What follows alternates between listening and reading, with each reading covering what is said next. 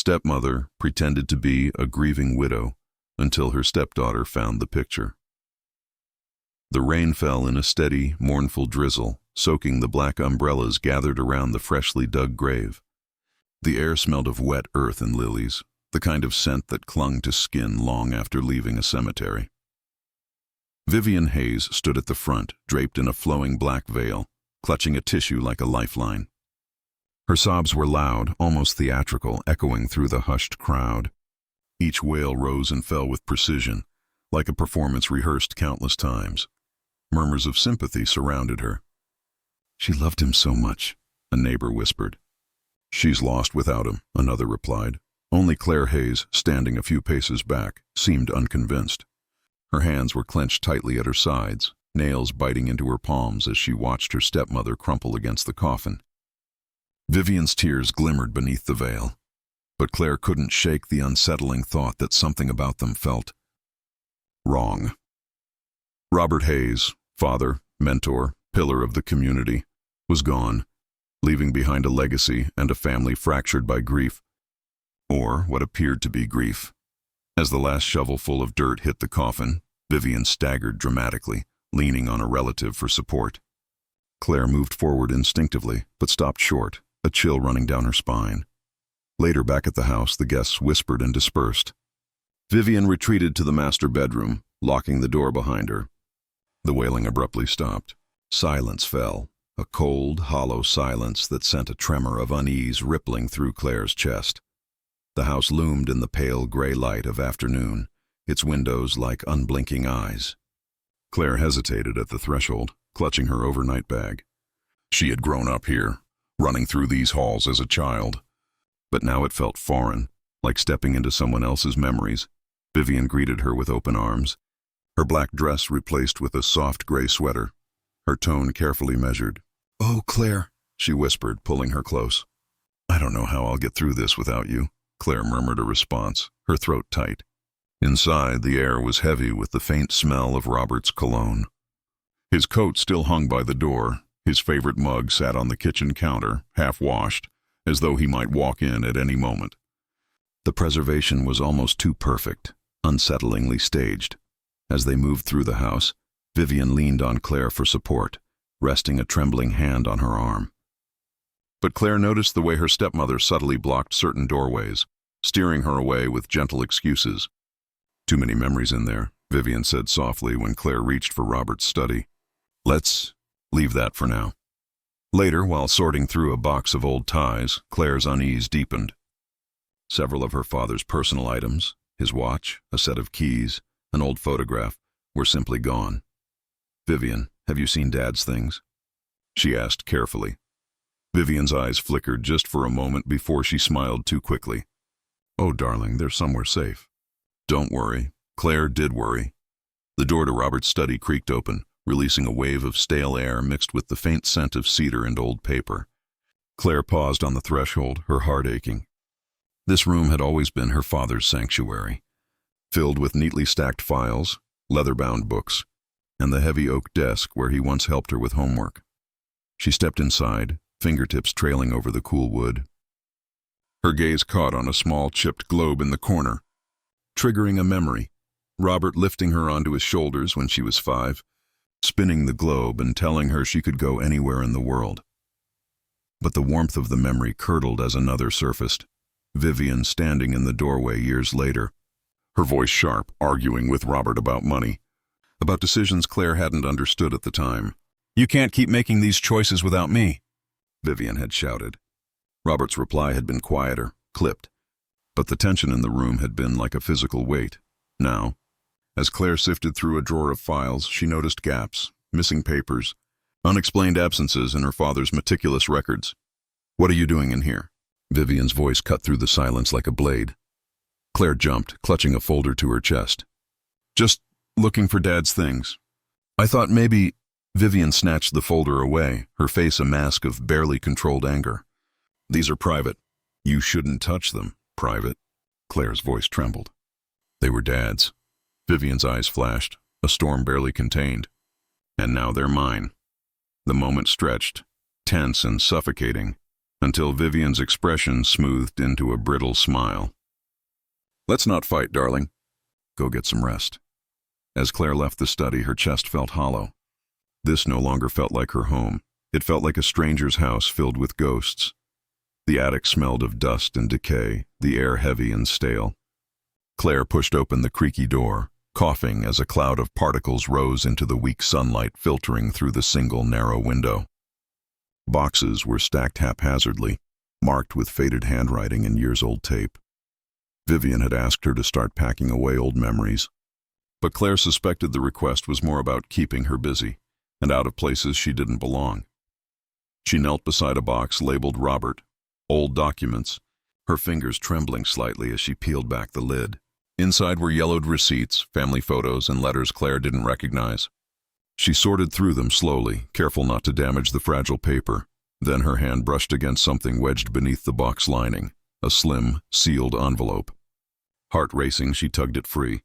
The envelope was unmarked, its edges worn. Claire hesitated, glancing toward the attic door, then slipped a fingernail beneath the flap and tore it open. Inside was a single photograph. Her breath caught. Vivian stood in the picture, her arms around a man Claire had never seen before. The intimacy of their pose was unmistakable, the way they smiled at each other, the closeness of their bodies. Claire's eyes darted to the timestamp printed faintly in the corner, just 3 weeks before her father's death. A cold wave rolled through her. Who was this man, and why would Vivian hide a photo like this? Footsteps creaked on the stairs below. Claire's pulse spiked. She shoved the photograph into her pocket, her fingers slick with sweat. "Claire?"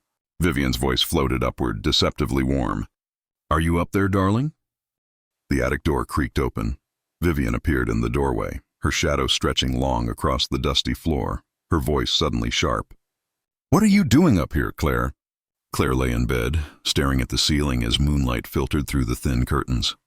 The house felt unnervingly alive, every creak of the floorboards and groan of the old pipes magnified in the silence. Sleep wouldn't come.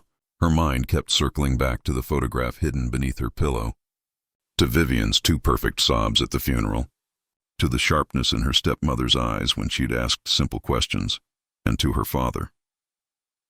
Robert Hayes's death had been ruled a tragic accident, an unexpected fall down the back stairs. But now, in the stillness of night, Claire replayed every detail she'd brushed aside. Vivian's vague explanations, the hurried cremation, and the way her father's favorite watch had mysteriously gone missing. Claire sat up, clutching the blanket around her shoulders. A faint light glowed beneath Vivian's bedroom door down the hall.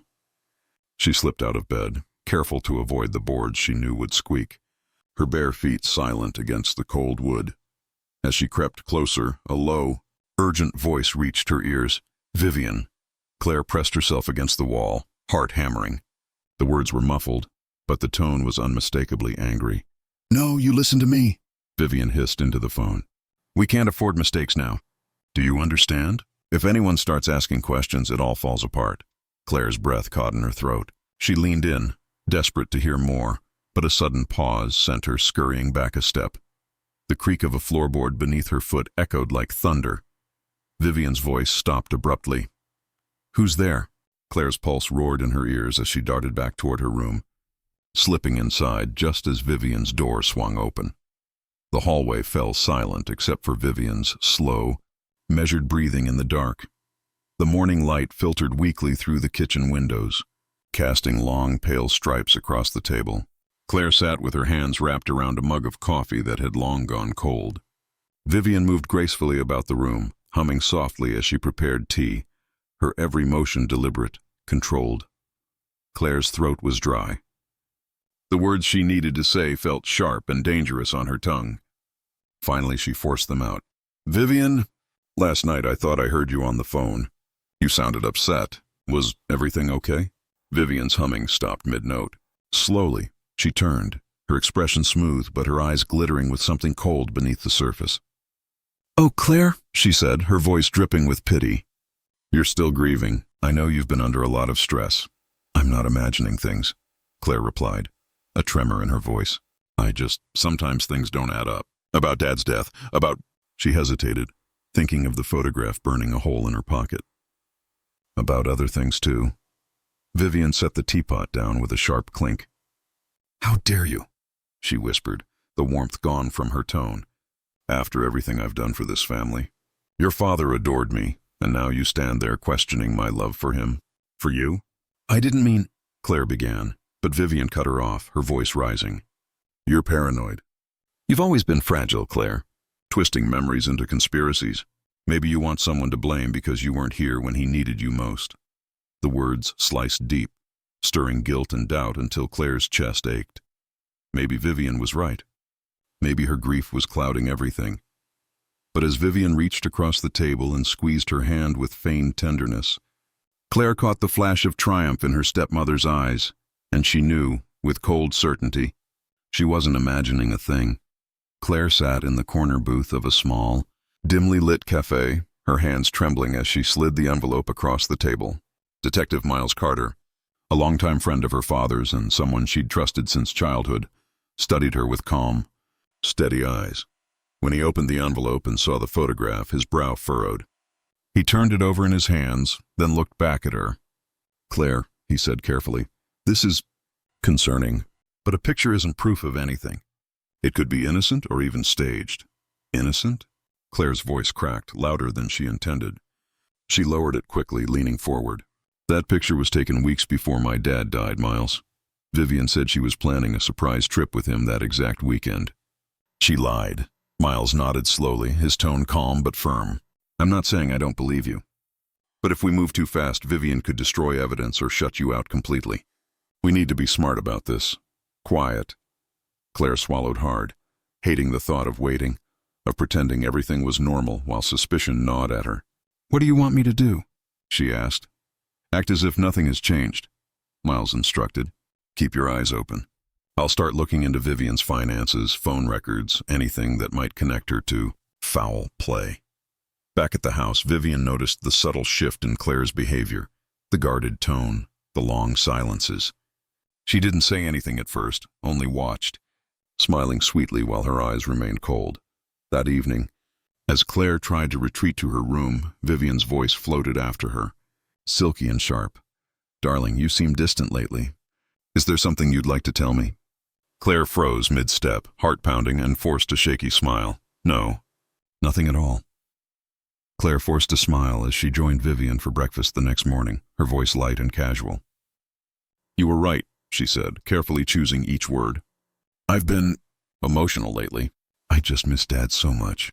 Vivian's lips curved into a sympathetic smile, but her eyes glittered with something sharper.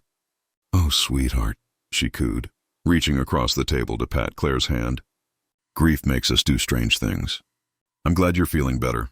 On the surface, their relationship appeared mended, but beneath the politeness, a silent war was being waged. Claire began quietly documenting everything. Vivian's odd behavior, the discrepancies in her stories, even screenshots of suspicious bank transactions Miles had uncovered. All the while, she acted the dutiful stepdaughter, laughing at Vivian's jokes and offering to help around the house. Vivian, however, was no fool. She sensed the shift in Claire's energy. Subtle changes began to creep in. Objects Claire needed, her phone charger, her car keys, would vanish and reappear in strange places. Friends in town started giving Claire pitying looks, whispering that Vivian had confided in them about her emotional instability. Late one night, as Claire tiptoed through the house, she heard Vivian humming softly in her bedroom. The sound sent a chill racing down her spine. Something compelled her to move closer. She eased open the dresser drawer, her breath catching as she saw it, a familiar silver watch, engraved with her father's initials. The same watch Vivian had sworn disappeared the night Robert died. Claire's heart pounded as she lifted it, her fingers trembling. "This is proof," she thought. "She's lying. She's been lying all along." Then, behind her, the humming stopped. Vivian's voice, cold and precise, cut through the darkness. "Why are you in my room, Claire?" Claire barely slept. The image of her father's watch burned in her mind, but before she could act, her phone buzzed with a message from Detective Miles. "We need to talk. Urgent." She met him at a quiet corner of the local diner.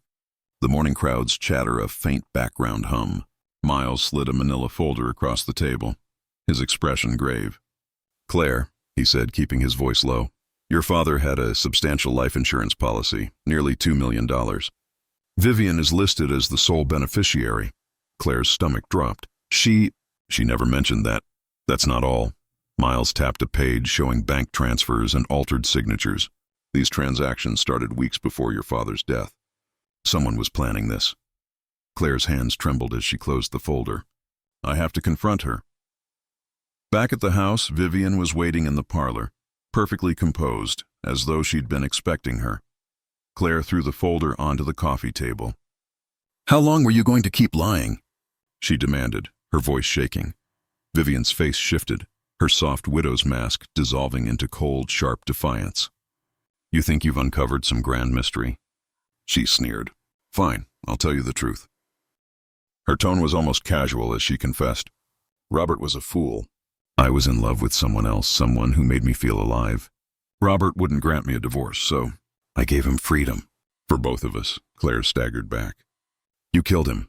Vivian's lips curled into a chilling smile. "Don't be dramatic. It was an arrangement, and now you can benefit too. Stay quiet, Claire, and everything can be ours." Claire's breath caught as the weight of Vivian's offer filled the room, suffocating and dangerous. Vivian's smile vanished the moment she saw Claire's defiance. Her eyes darkened, a predator realizing its prey had slipped the trap. "You really are just like your father," she hissed, stepping closer. "So stubborn, so blind." Claire backed toward the hallway, her heartbeat thundering.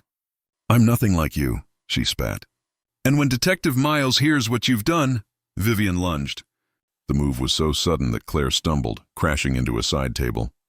A lamp toppled, shattering on the floor. The house was instantly plunged into darkness, broken only by thin shafts of moonlight filtering through torn curtains.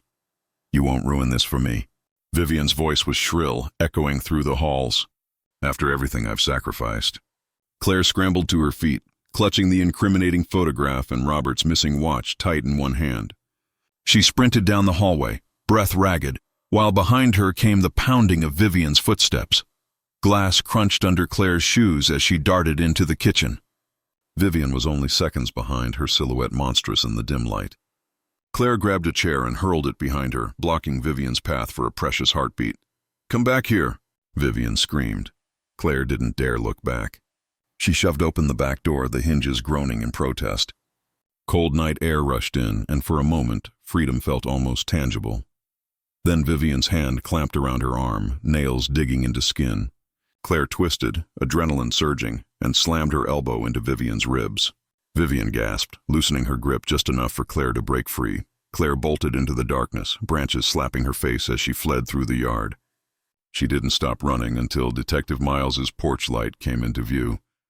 There, trembling and breathless, she pounded on his door, clutching the only proof that could bring Vivian down. The first rays of dawn painted the horizon, pale gold as Detective Miles stood beside Claire, both of them exhausted from a night without rest. Claire's hand still trembled as she handed over Robert's watch and the damning photograph. "This is enough," Miles said, his voice low but resolute. "We'll get her." Claire nodded, though her chest felt hollow. She clutched her sweater tightly, bracing herself for what was to come.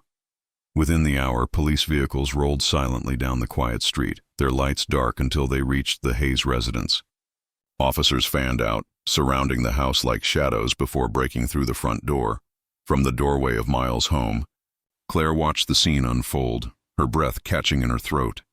Inside, Vivian's scream pierced the morning air. "How dare you burst into my home?" "Do you know who I am?" Her voice was wild now, stripped of its carefully cultivated elegance. Two officers grabbed her arms, pulling her hands behind her back. Vivian thrashed violently, her perfect facade crumbling with every second. "This is all her fault!" she shrieked, twisting to glare at Claire. "You ungrateful little brat. After everything I've done for you and this family." Claire didn't move. She stood frozen on the porch, tears sliding down her cheeks, but her gaze never wavered. Vivian's final words were spat like venom as the police dragged her toward the waiting car. "You're just like your father, weak, pathetic." The door slammed shut, muffling her rage. Claire exhaled shakily, her body trembling. She had fought for the truth and won, Yet the victory felt hollow. As the police cars drove away, the morning light revealed a simple truth. Some wounds don't heal. Even when justice is served, the house was silent now, stripped of its chaos. Weeks had passed since Vivian's arrest, but to Claire it felt like a lifetime. As she stepped inside, the familiar creak of the floorboards echoed through the empty halls. Dust motes swirled in the pale morning light, drifting like tiny ghosts. The furniture was gone, packed away or sold. Only the walls remained, holding memories Claire wished she could forget. She paused at the threshold of the living room, staring at the space where her father's armchair once sat. Narration swelled with quiet grief. Robert Hayes had been a flawed man, stubborn and proud, but he had loved her fiercely. Vivian's betrayal had not only stolen his life, but had poisoned every cherished memory Claire once held. Her gaze fell to a small box on the mantel.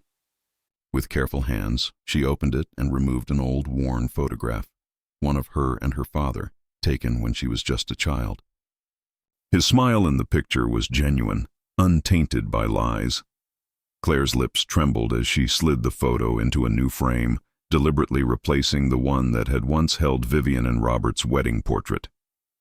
It was a quiet reclamation of what had been lost, a symbol of truth finally restored. She set the frame back on the mantel and stepped away, her hands lingering for a moment. Sunlight streamed through the cracked blinds, painting long, jagged lines across the wooden floor. Claire stood alone in the middle of the room, surrounded by silence. Though Vivian was gone, her shadow still lingered. Freedom had come at a terrible cost, leaving scars no one could see.